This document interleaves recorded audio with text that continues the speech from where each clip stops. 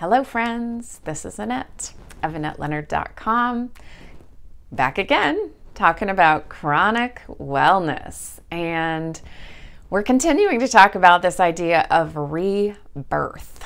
And I was thinking today about jewelry making. So I used to make a fair bit of jewelry, from beaded jewelry and macrame to some amount of metal work. And when you shape wire jewelry and do some hammering, there is a point at which you are hammering wire where it becomes stronger. So you can bend that little wire metal, and then you put it against like a small anvil or another hard surface and you hammer it, and then it holds its shape. So you've bent it into a coil and you hammer it and it holds that coil. You know, no longer is that going to uncoil on you or lose its shape. It's going to stay beautifully in the shape that you put it in. But if you overhammer, if you continue to pound that sucker, it will all of a sudden, like on a dime, in an instant, become brittle and just snap on you.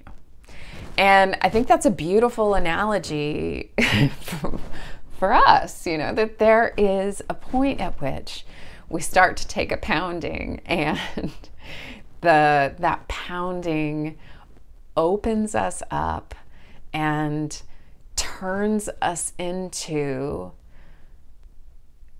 this better version of ourselves, right? Like that hardship begets these lessons that turn us into this better version, this next level, this evolved part of ourselves gets to emerge from the pounding.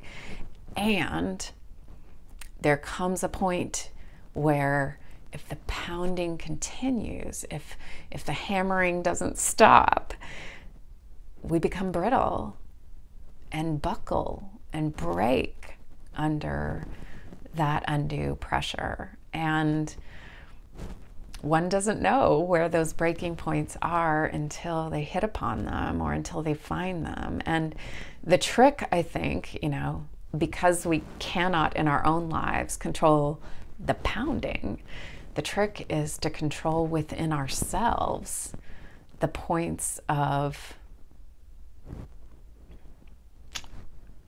brittility is not a word, but the points of supple. You know, how do we remain supple in the midst of taking a pounding? And I think part of it is in, as we're talking about this rebirth stuff, is in offloading the stuff that no longer serves us, is in the letting go of the habits, the patterns, the people, the possessions, the systems that are no longer functional.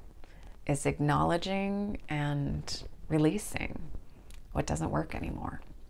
So I wonder what your thoughts are about that. I wonder what you're choosing to let go of in this time of renewal, in this time of chaos, in this time of uncertainty.